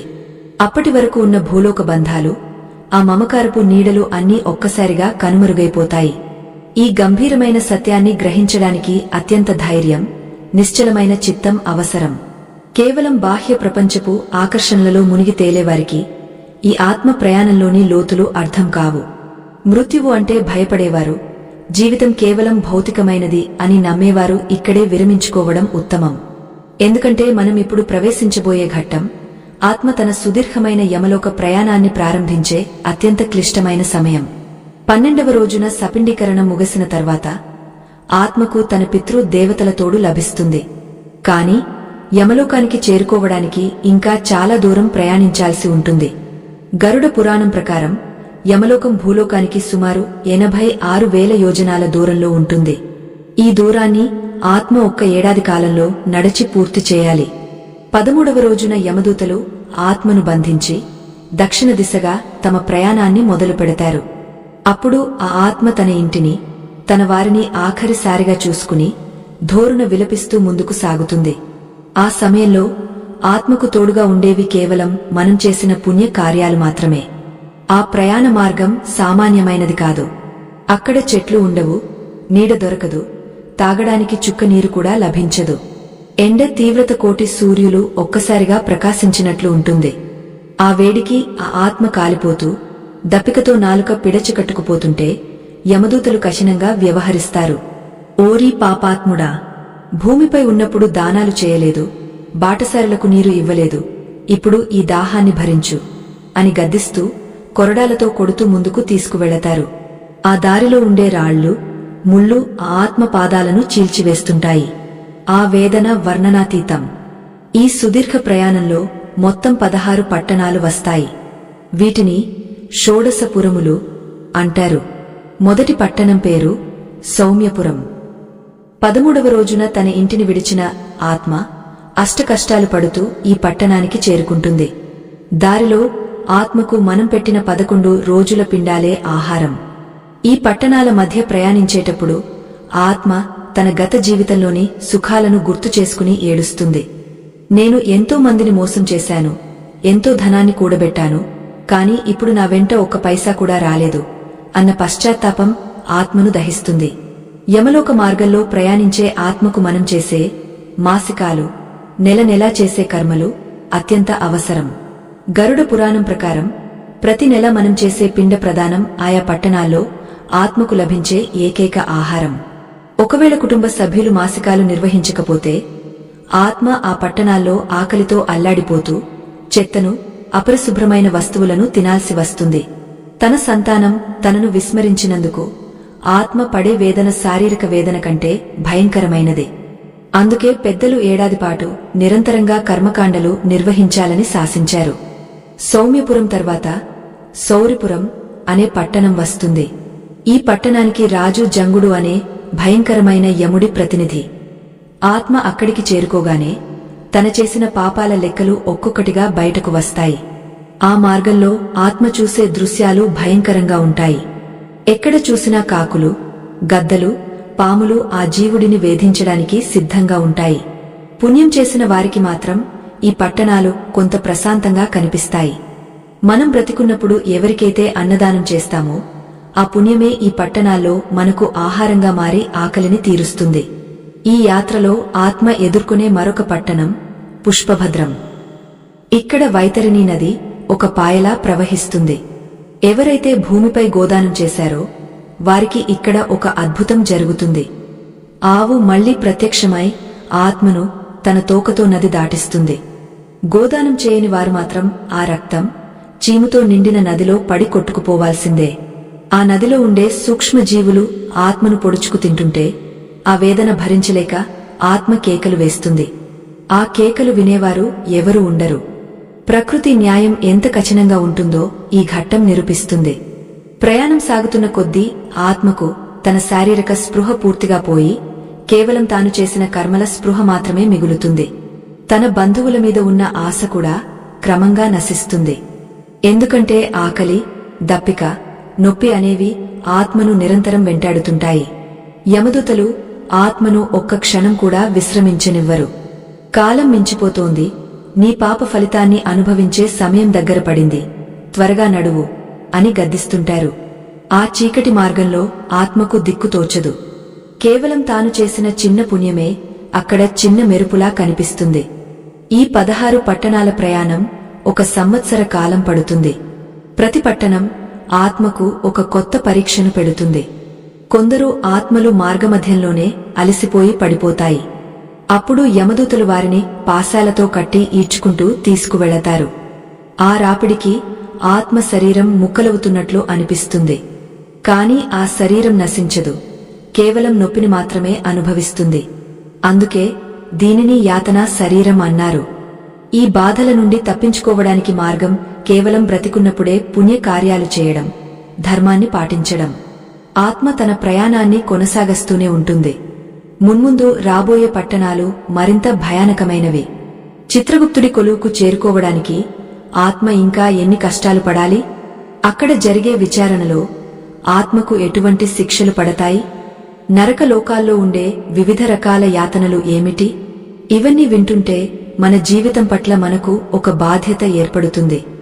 మృత్యువు తర్వాత మనం ఒంటరివాళ్లం కాకూడదు అంటే ఈ సమాజంలో మనం ఎలా బ్రతకాలో గరుడ పురాణం అద్దం పడుతుంది. ఈ ఉత్కంఠభరితమైన ప్రయాణం ఇంకా ముగియలేదు. ఆత్మ తన అంతిమ గమ్యాన్ని చేరుకోవడానికి సాగించే ఈ మహాయాత్రను మనం నిశితంగా గమనిద్దాం. జీవితమనే నాటక రంగం మీద మనం వేసే వేషాలు ఎన్నో, పలికే మాటలు ఎన్నెన్నో. కాని ఈ తెర పడిపోయిన తర్వాత ఒంటరిగా సాగించే ఆ అంధకార యాత్రలో మనకు తోడుగా వచ్చేది కేవలం మన అంతరాత్మ మాత్రమే. మృత్యువు అనంతమైన సత్యం, అది ఎవరినీ ఉపేక్షించదు. ఈ పరమ రహస్యాలను వినడం అంటే మన గత జన్మల పుణ్యఫలమే. అయితే బలహీనమైన మనస్సు ఉన్నవారు, మృత్యువు పేరు వింటేనే భయపడేవారు, ఆధ్యాత్మిక మార్గంలో నడవడానికి సిద్ధంగా లేనివారు ఇక్కడే నిలిపివేయవచ్చు. ఎందుకంటే మనమిప్పుడు తెలుసుకోబోయే విషయాలు మన కర్మల తీవ్రతను, యమలోకపు భయంకరమైన న్యాయస్థానాన్ని కళ్లకు కట్టినట్లు వివరిస్తాయి. ఈ ప్రయాణంలో ఆత్మ ఎదుర్కొనే ఆఖరి ఘట్టాలు మన జీవిత గమనాన్ని మార్చివేసేంత శక్తివంతమైనవి. సుదీర్ఘమైన ఏడాది ప్రయాణంలో ఆత్మ ఇప్పటికే అనేక పట్టణాలను దాటుకుంటూ వచ్చింది. తనవారు చేసిన మాసికాలు, దానధర్మాలు ఆత్మకు కొంత ఊరటనిచ్చినా యమలోకపు పొలిమేరలకు చేరుకునే కొద్దీ భయం పెరిగిపోతుంది. ఆకాశం రక్తం రంగులో కనిపిస్తుంది. గాలిలో భయంకరమైన కేకలు వినిపిస్తాయి. యమదూతలు ఆ ఆత్మను తోసుకుంటూ బహుభీతి అనే పట్టణానికి తీసుకువస్తారు. పేరుకు తగ్గట్టుగానే అక్కడ ప్రతి అడుగులోనూ భయం పొంచి ఉంటుంది. అక్కడ ఉండే మేఘాలు పిడుగులను కురిపిస్తాయి. ఆ పిడుగుల శబ్దానికి ఆత్మ గుండె పగిలినంత పనువుతుంది. తాను చేసిన చిన్న చిన్న తప్పులు కూడా అక్కడ కొండంతలాయ్ తనను వెంటాడుతుంటాయి. ఆ పట్టణం దాటిన తర్వాత విచిత్రపురం వస్తుంది. ఇక్కడ ఆత్మకు తన గత జన్మల దృశ్యాలు చిత్ర విచిత్రంగా కనిపిస్తాయి. తాను ఎవరిని మోసం చేశాడో, ఎవరిని హింసించాడో వారందరూ భయంకరమైన రూపాల్లో తన ముందు నిలబడి నిలదీస్తున్నట్లు అనిపిస్తుంది. ఇది ఒక రకమైన మానసిక నరకం. ఆత్మ తన తప్పులను ఒప్పుకోక తప్పని స్థితి ఇది. ఆ సమయంలో ఆత్మకు కలిగే ఆవేదనను చూసి యమదూతలు నవ్వుతుంటారు. ఓరీ జీవుడా, లోకంలో అందరినీ మోసం చేయవచ్చు కాని నీ కర్మను నువ్వు మోసం చేయలేవు కదా అని వారు వేసే చలోక్తులు ఆత్మను నిలువునా దహిస్తాయి. క్రమంగా ఆత్మ యమపురి ద్వారాల వద్దకు చేరుకుంటుంది. అక్కడ వైతరిణీ నది తన భీభత్స రూపాన్ని చూపిస్తుంది. ఆ నది 100 యోజనాల వెడల్పు ఉండి అందులో నీరు కాకుండా రక్తం, చీము, ఎముకలు ప్రవహిస్తుంటాయి. ఆ నదిలో ఉండే మొసళ్ళు, పక్షులు పాపాత్ములను పీక్కుతింటుంటాయి. ఆ నదిని దాటడం సామాన్యమైన విషయం కాదు. అయితే ఎవరైతే తమ జీవిత కాలంలో గోదానం చేస్తారో లేదా వారి 12 రోజుల కర్మలో వైతరిణీ గోదానం జరుగుతుందో వారికి మాత్రమే అక్కడ ఒక పడవ లేదా ఆవు తోక కనిపిస్తుంది. ఆ తోకను పట్టుకుని ఆత్మ ఆ భయంకరమైన నదిని దాటగలుగుతుంది. లేనివారు ఆ రక్తం నదిలో పడి అంతులేని వేదనను అనుభవిస్తూ ఈదుకుంటూ వెళ్లాల్సి ఉంటుంది. వైతరిణిని దాటిన తర్వాత ఆత్మ ధర్మరాజు కొలువున్న భవనం ముందు నిలబడుతుంది. ఆ భవనం 1000 యోజనాల వెడల్పుతో వెలుగులతో నిండి ఉంటుంది. కాని పాపాత్ములకు అది కటిక చీకటిగా కనిపిస్తుంది. ఆ ద్వారం వద్ద 2 భయంకరమైన కుక్కలు కాపలా ఉంటాయి. వాటి పేరు శ్యామ మరియు సబల. వాటి కళ్ళు అగ్నిగోళాల్లా ఉంటాయి. పుణ్యాత్ములను అవి ఏమీ చేయవు కాని పాపాత్ములను చూసి అవి చేసే గర్జనలు ఆత్మను వణికించివేస్తాయి. అక్కడ నుండి ఆత్మను చిత్రగుప్తుడి కార్యాలయానికి తీసుకువెళతారు. చిత్రగుప్తుడు అనంతమైన కాలజ్ఞాని. ప్రపంచంలో పుట్టిన ప్రతి జీవి చేసే ప్రతి పనిని ఆయన తన చిట్టాలో రాసి ఉంచుతారు. చిత్రగుప్తుడి ముందు నిలబడినప్పుడు ఆత్మకు ఎటువంటి అబద్ధం చెప్పే అవకాశం ఉండదు. ఎందుకంటే ఆయన ముందు ఒక పెద్ద అద్దం ఉంటుంది. దాని పేరు ప్రకాశం. ఆ అద్దంలో ఆత్మ తన జీవితంలో చేసిన ప్రతి పనిని, ప్రతి ఆలోచనను స్పష్టంగా చూడవచ్చు. మనం రహస్యంగా చేసిన పనులు కూడా అక్కడ బహిర్గతమవుతాయి. నేను ఎవరికీ తెలియకుండా ఈ పని చేశాను కదా అని మనం అనుకుంటాం. కాని పరమాత్మ సాక్షిగా ప్రకృతి ప్రతిదీ రికార్డు చేస్తుంది. చిత్రగుప్తుడు ఆ చిట్టాను విప్పి ధర్మరాజుకు వినిపిస్తారు. ఆ సమయంలో ఆత్మ తలవంచుకుని నిలబడాలి. తనను తాను రక్షించుకోవడానికి అక్కడ ఎటువంటి లాయర్లు ఉండరు. కేవలం తాను చేసిన పుణ్యమే తన తరపున వాదిస్తుంది. ధర్మరాజు రూపం అత్యంత గంభీరమైనది. ఆయన చేతిలో దండముంటుంది. ధర్మం తప్పని వారికి ఆయన పరమ శాంతమూర్తిగా, తండ్రిలా కనిపిస్తారు. కాని పాపాత్ములకు ఆయన కాలేముడిగా, భయంకరమైన కోరలున్న రూపంలో కనిపిస్తారు. ఆ కొలువులో దేవతలు, పితృదేవతలు అందరూ సాక్షులుగా ఉంటారు. ఆత్మ 12 రోజుల పాటు భూమిపై తన వారు చేసిన కర్మల వల్ల ఎంత శక్తిని పొందిందో ఆ శక్తి ఆ ఆత్మకు అక్కడ గౌరవాన్ని ఇస్తుంది. అందుకే వారసులు చేసే శ్రాద్ధ కర్మలు ఆత్మకు రక్షణ కవచంలా మారుతాయి.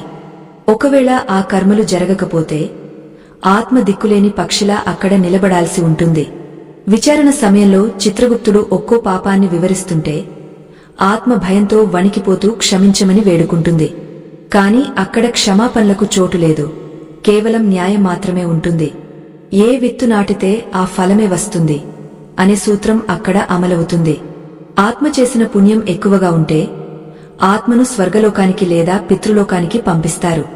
ఒకవేళ పాపాలు ఎక్కువగా ఉంటే ఆ పాప స్వభావాన్ని బట్టి 84 లక్షల నరకాల్లో ఏ నరకానికి పంపాలో ధర్మరాజు నిర్ణయిస్తారు. ఆ శిక్షలు వింటేనే ఒళ్ళు గగుర్పొడుస్తుంది. యమలోకంలో ఉండే ఆ భవనం చుట్టూ 4 ద్వారాలు ఉంటాయి. తూర్పు ద్వారం ద్వారా పుణ్యాత్ములు, యోగులు ప్రవేశిస్తారు. ఉత్తర ద్వారం ద్వారా వేద పండితులు, దాతలు ప్రవేశిస్తారు. పడమర ద్వారం ద్వారా సామాన్య పుణ్యాత్ములు ప్రవేశిస్తారు. కాని దక్షిణ ద్వారం మాత్రం కేవలం పాపాత్ముల కోసం కేటాయించబడింది. ఆ ద్వారం గుండా వెళ్లేటప్పుడు ఆత్మ ఎదుర్కొనే యాతనలు వర్ణనాతీతం. దారి పొడవునా భయంకరమైన ఆయుధాలతో దూతలు ఆత్మను హింసిస్తూ తీసుకువెళతారు. మనం ఈనాడు చేసే ప్రతి చిన్న తప్పు కూడా ఆ దక్షిణ ద్వారానికి మనల్ని దగ్గర చేస్తుందని మరిచిపోకూడదు. ఆత్మ తన అంతిమ తీర్పు కోసం ఎదురుచూస్తున్న ఆ క్షణం ఒక మహాయుగంలా అనిపిస్తుంది. భూమిపై ఉన్నప్పుడు చేసిన గర్వం, అహంకారం అన్నీ అప్పుడు కరిగే నీరవుతాయి. కేవలం భగవంతుని నామం పలికి ఉంటే బాగుండేదే అన్న పశ్చాత్తాపం కలుగుతుంది. మనిషి జీవితం ఎంతటి విలువైనదో, దాన్ని ఎలా వృధా చేశాడో ఆత్మకు ఆ విచారణ సమయంలో అర్థమవుతుంది. ఈ ప్రయాణం మనల్ని మేల్కొల్పాలి. మన ప్రవర్తనను మార్చుకోవాలి. యమధర్మరాజు తీర్పు తర్వాత ఆత్మ గమ్యమెక్కడికి? నరకలోక బాధలు ఎలా ఉంటాయి? తిరిగి జన్మ ఎలా లభిస్తుంది? ఇవన్నీ మన ప్రయాణంలో ఆఖరి మజిలీలు. మరణం అనే మహాసముద్రంలో సాగే ఈ ఆత్మీయ ప్రయాణం ఇప్పుడు ఒక అత్యున్నతమైన, నిగుజమైన ఘట్టానికి చేరుకుంది.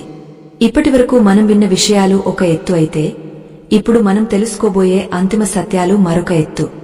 ఈ జగత్తులో జన్మించిన ప్రతి ప్రాణి తన కర్మల భారాన్ని మోస్తూ యమధర్మరాజు ముందు తలవంచుకుని నిలబడాల్సిన ఆ క్షణం గురించి వింటే ఎటువంటి వారికైనా వణుకు పుట్టక తప్పదు.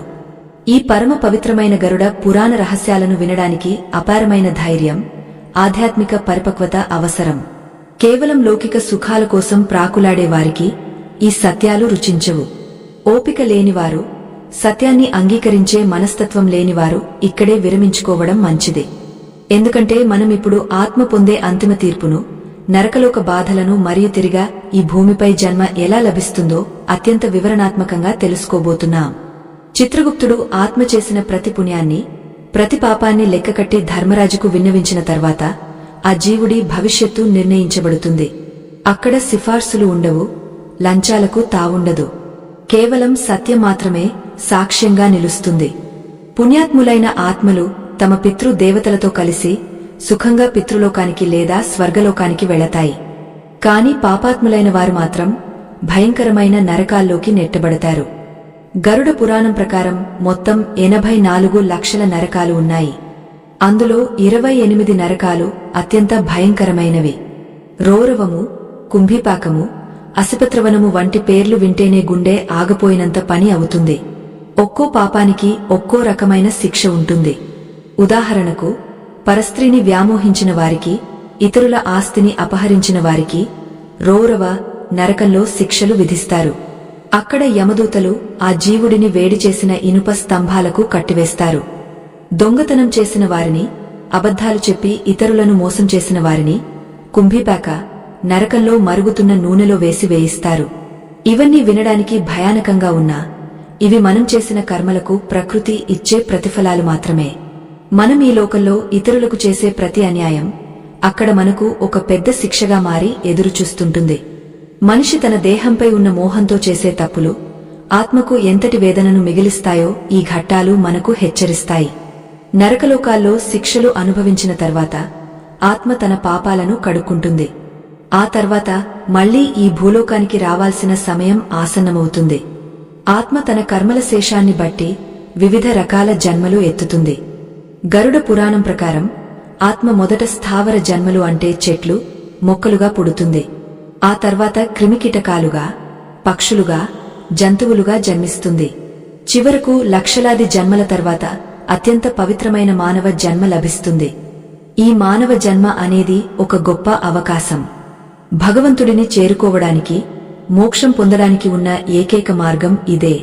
కాని దురదృష్టవశాత్తు మానవుడు ఈ విషయాన్ని మరిచిపోయి మళ్లీ పాపాల్లో మునిగిపోతుంటాడు. ఆత్మ మళ్లీ గర్భంలోకి ప్రవేశించే ప్రక్రియ కూడా అత్యంత విచిత్రంగా ఉంటుంది.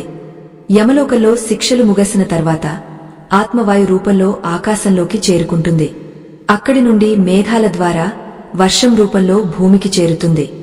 ఆ నీటి ద్వారా భూమిలోని ధాన్యంలోకి ప్రవేశిస్తుంది. ఆ ధాన్యాన్ని తిన్న పురుషుడి శరీరంలో రేతస్సుగా మారి చివరకు స్త్రీ గర్భంలోకి చేరుతుంది. 9 నెలల పాటు ఆ చీకటి గదిలో ఆత్మ పడే వేదన వర్ణనాతీతం. ఆ సమయంలో ఆత్మకు తన గత జన్మల గుర్తులు అన్నీ కనిపిస్తాయి. ఓ పరమాత్మా, నన్ను ఈ నరకం నుండి బయటపడేయి, ఈసారి నేను ఖచ్చితంగా ధర్మ మార్గంలో నడుస్తాను అని ఆ శిశువు ప్రార్థిస్తుంది. కాని భూమిపై పడగానే ఆ మాయ కమ్మేసి ఆత్మ అంతా మరిచిపోతుంది. 12 రోజుల కర్మకాండల వెనుక ఉన్న అసలు ఉద్దేశ్యం ఇక్కడే మనకు అర్థమవుతుంది. ఆ 12 రోజులు మనం చేసే ప్రార్థనలు, దానాలు ఆత్మకు పితృలోక ప్రయాణంలో శక్తినివ్వడమే కాకుండా తదుపరి జన్మలో ఆత్మకు మంచి గమ్యం లభించేలా చేస్తాయి. తల్లిదండ్రులకు, పూర్వీకులకు చేసే శ్రాద్ధం అనేది కేవలం ఒక ఆచారం కాదు, అది ఒక గొప్ప బాధ్యత.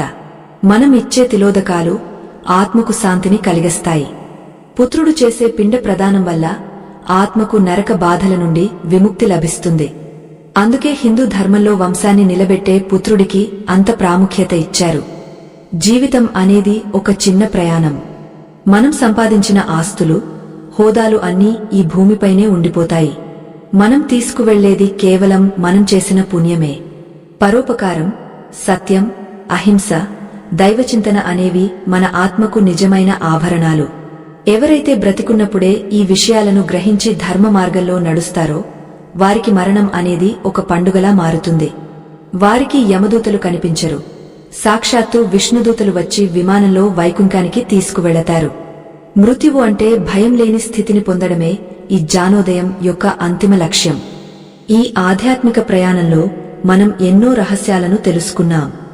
మనిషి ప్రాణం పోయే క్షణం నుండి తిరిగి గర్భంలోకి ప్రవేశించే వరకు ఆత్మ సాగించే యాత్ర మనల్ని ఎంతో ఆలోచింపజేస్తుంది. ఈ జ్ఞాన గంగను మీ ముందుకు తీసుకురావడానికి మేము నిరంతరం కృషి చేస్తున్నాం. సనాతన ధర్మం యొక్క గొప్పతనాన్ని ప్రపంచానికి చాటి చెప్పే ఈ ప్రయత్నంలో మీరు కూడా భాగస్వాములు కావాలని మా కోరిక. ఈ ధర్మ ప్రచారానికి మద్దతుగా మా ఛానల్ను అనుసరిస్తూ ఇతరులకు కూడా ఈ విషయాలను చేరవేయండి. మీరు అందించే ప్రతి చిరుకానుక కూడా మాకు ఎంతో బలాన్నిస్తుంది. ఇక్కడ కనిపిస్తున్న చిత్ర సంకేతం ద్వారా మీ మద్దతును అందిస్తారని ఆశిస్తున్నాం. మరణం గురించి తెలుసుకోవడం అంటే జీవితాన్ని ఎలా జీవించాలో నేర్చుకోవడమే. గరుడ పురాణం మనకు మృత్యువుపై విజయం సాధించే మార్గాన్ని చూపిస్తుంది. ఈ 12 రోజుల గాథ మన జీవితంలో ఒక గొప్ప మార్పును తీసుకురావాలి. మన తల్లిదండ్రులను, పెద్దలను గౌరవించడం, సత్య మార్గంలో నడవడం, లోకానికి మేలు చేయడం వంటి పనులతో మన జీవితాన్ని సార్థకం చేసుకోవాలి. అప్పుడే మన ఆత్మకు నిజమైన శాంతి లభిస్తుంది. ఆ పరమేశ్వరుడి అనుగ్రహం అందరిపై ఉండాలని, ప్రతి జీవి మోక్ష మార్గంలో సాగాలని ప్రార్థిస్తూ ఈ మహాగాథను ఇక్కడితో ముగిస్తున్నాం.